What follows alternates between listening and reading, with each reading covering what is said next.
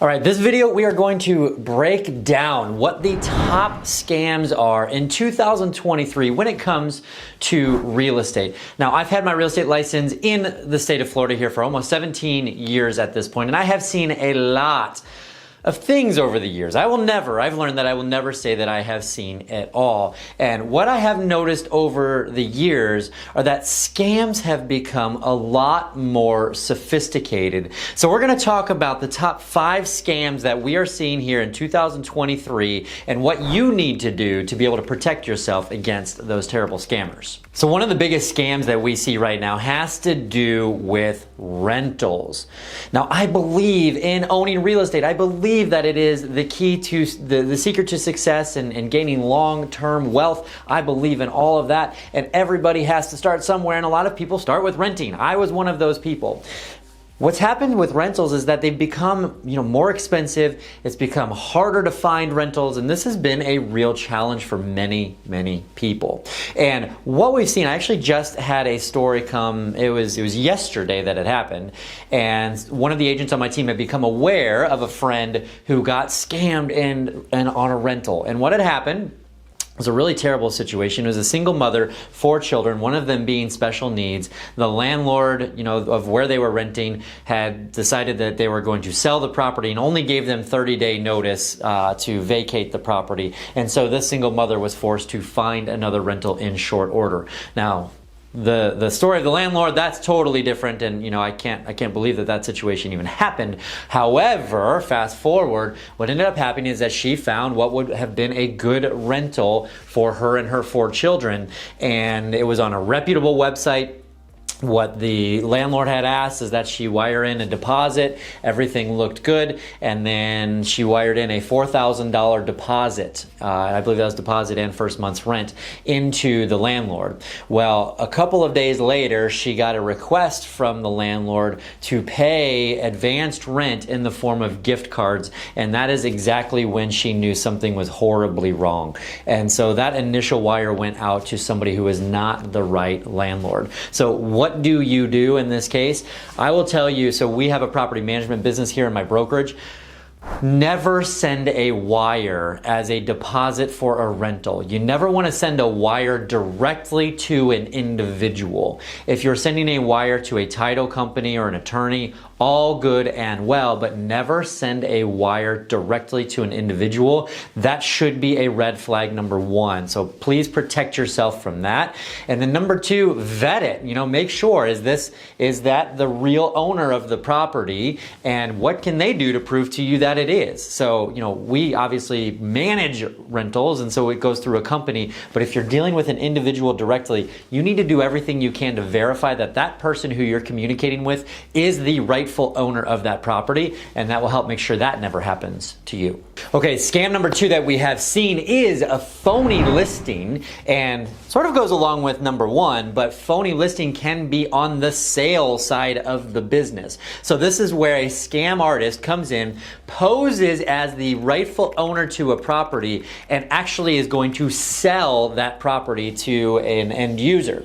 And a lot of times this happens where it's a for sale by owner, and we see it a lot on vacant land. So vacant land, there's not an owner who's living in the property, and so and a lot of people who own land are not local. They live in a different state or a different country, and so it's easy for this scam artist to pose as this owner and get somebody to send them money. Same thing, they're trying to get you to send them money. Now, what happened, I have a good friend who owns a real estate brokerage in Texas.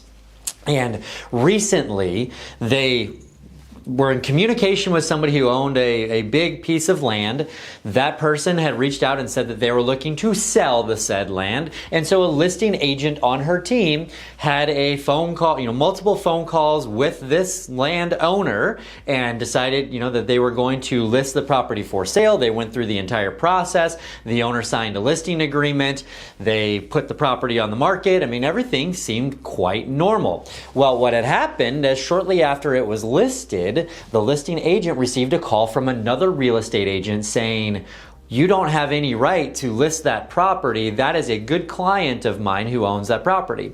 And at first it's like, well, sorry, you missed out on that opportunity and they decided to go with me. I mean, that was the initial reaction, rightfully so. But the agent said, you don't understand, like, this has been my client for 30 years. They reached out to me when they saw that the property was for sale because they knew something was really wrong here. And so sure enough, the landowner came into the office and they figured out that somebody else was posing as that landowner. They listed the property and it was going to sell through a real estate brokerage because they thought everything was legal, but the scammer was just posing as that landlord to eventually get the money out of the deal. Luckily, they found that out before it was a bigger issue, but think of all that time and energy that was spent there. So if you are a real estate professional, you need to get identity. You need to get an identification from a seller in order to make sure that we're dealing with the right person when it comes to selling. All right, this next one can happen on every single real estate transaction, and so this is extremely important, and it has to do with wire fraud. This issue has gotten so bad that we actually have a disclosure in every real estate transaction that all clients must sign to help deal with it. So that tells you that it's a rampant problem. And essentially what happens is this. So you go under contract for a property. You need to send in a deposit, typically to a title company or attorney, and that attorney was going to send over wire instructions to you. You're going to then wire in those deposit funds, and that should just happen quite normally.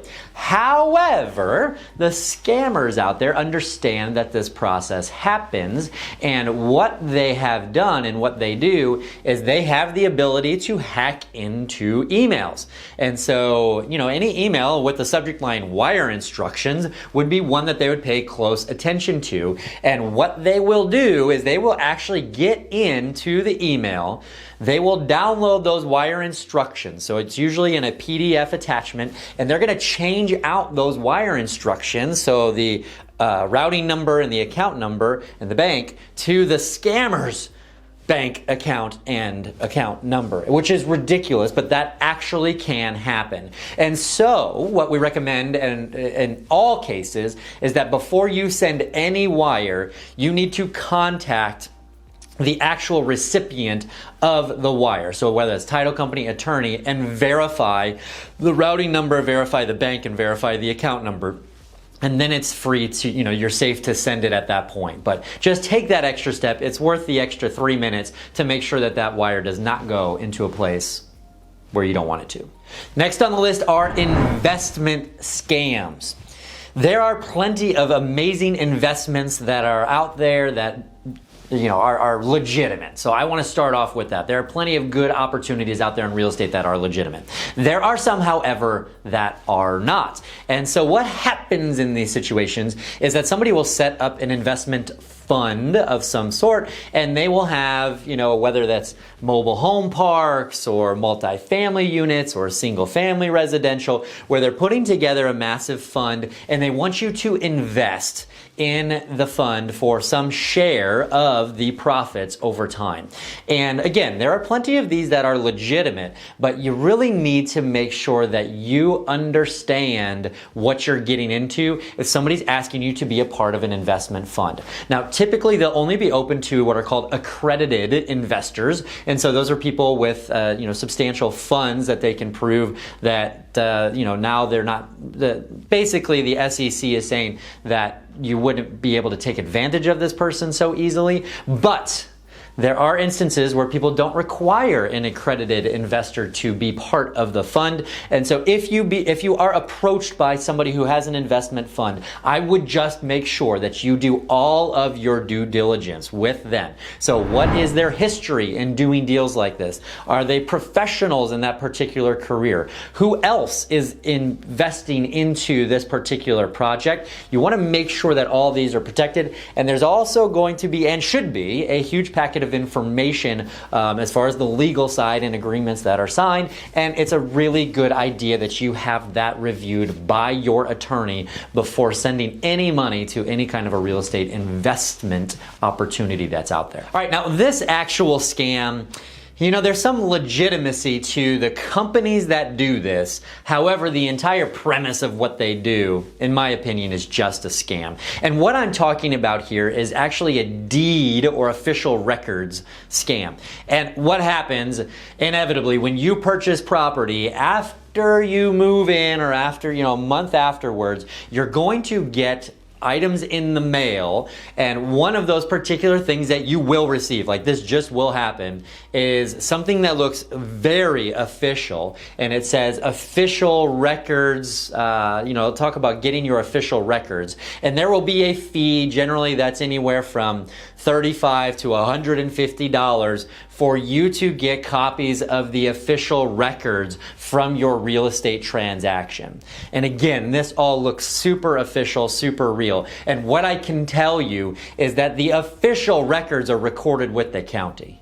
So all they would be doing is downloading them from the county website, which is free to do, and then sending you a copy of those official records. So there is absolutely no reason that anybody needs to send this company any money to get their official records. The title company or attorney's office would have them. Your real estate professional would have them. So please avoid this one. It's just throwing money away. That is not necessary for you to do in a real estate transaction. So as you can see, there is no shortage of real estate scams, and there are more that are out there. But at the end of the day, what you need to do to protect yourself is to make sure you've got a good team in place. Make sure that you hire a reputable real estate agent to help you in the real estate transaction.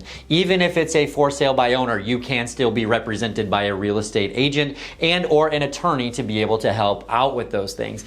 Certainly, you can do things on your own. However, again, if we look at what we've seen over time, it just would be great to have somebody on your side to be able to help out from that. If you enjoyed this video, please do me a favor and give it a thumbs up here on YouTube. And remember to subscribe to the channel. I love doing these videos for you, and that just helps inspire me make more. Have an awesome day, and we'll talk soon.